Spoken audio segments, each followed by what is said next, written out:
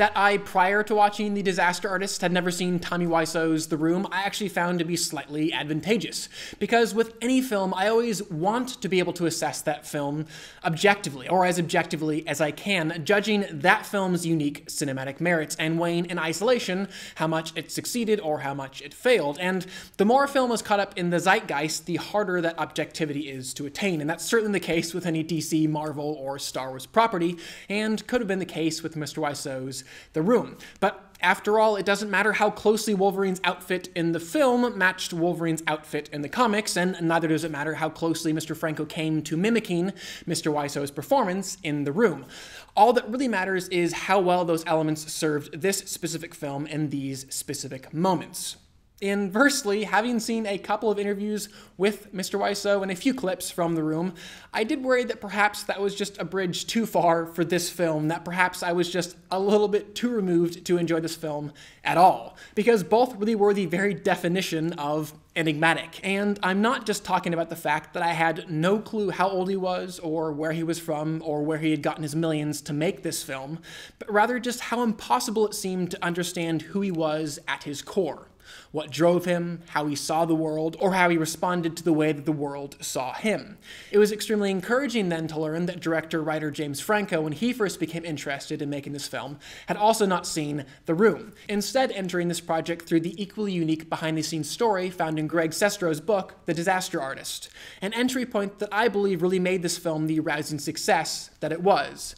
Because through it, Franco wisely chose to actually embrace the mystery that is Tommy Wiseau, more often than not fully accepting his confounding personality and almost never feeling the need to label or define that which was so intent on transcending definition. On top of that, at nearly every turn, he and his collaborators opted to play these truly bizarre events honestly, rather than going for the easy joke or exaggerated comedic delivery. Which, let me tell you, must have been extremely difficult because so many of the key events in the story and the individuals that lived through them were beyond stranger than fiction. And presenting those kinds of events and individuals in ways that aren't completely unbelievable is always challenging, which made the creatives behind this film who rose to that challenge time and again all the more impressive. And really the two most noteworthy creatives behind the success of that engaging, believable tone were the Franco brothers, who just so completely threw themselves into these roles. Their relationship and dynamic are really the driving heartbeat and unifying backbone of The Disaster Artist.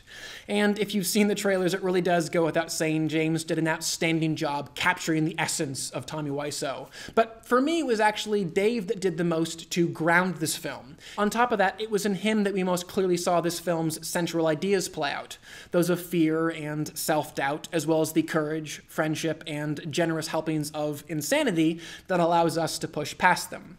To make a comparison to another film about another kooky artist with this unwavering desire to express himself, The Disaster Artist actually had a lot in common with Tim Burton's Ed Wood. Both films explored their titular characters with the same wonderful, earnest sincerity, presenting them as real people who really made these films, no matter how unbelievable that may seem.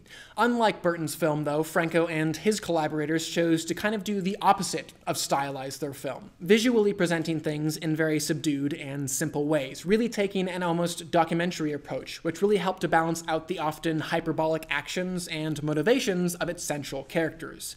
Another place that Ed Wood and The Disaster Artist differed was their ultimate willingness to categorize and/or define their lead character. While Burton really did allow Mr. Wood to remain an enigma from beginning to end, never allowing us, the audience, to fully understand how or why he saw his work the way he did, Franco took a slightly different approach with Mr. Wiseau in the closing minutes of his film.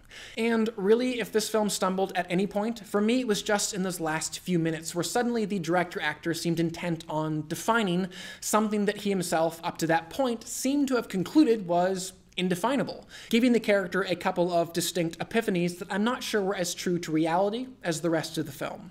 Even so, that decision did not undo all that had come before. The rest of the film quite effectively, albeit strangely, summed up in this recreation of a scene from The Room where Tommy's character of Johnny responds to this rather horrific story with a laugh, an acting decision that he just refused to change take after take, insisting that that response was truer to life.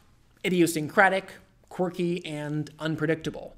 And while Wiseau is indeed a whole different category of idiosyncratic, the way that Franco played that moment as an actor really did provide this measure of believability and even, dare I say, relatability.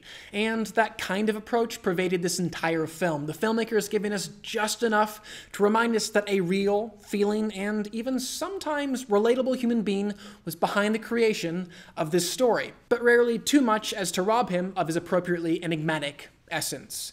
And for all these reasons, I will give the film a 3.5 out of 5 and a heart. I would still love to know what you guys thought of the film though, so definitely comment below and let me know. Finally, please do subscribe. I'm going to continue to review films and television on this channel, and I would love for you to stay up to date on all of those things. But for now, I'm Chris Hartwell. This is The Heartbeat. Thank you for joining me.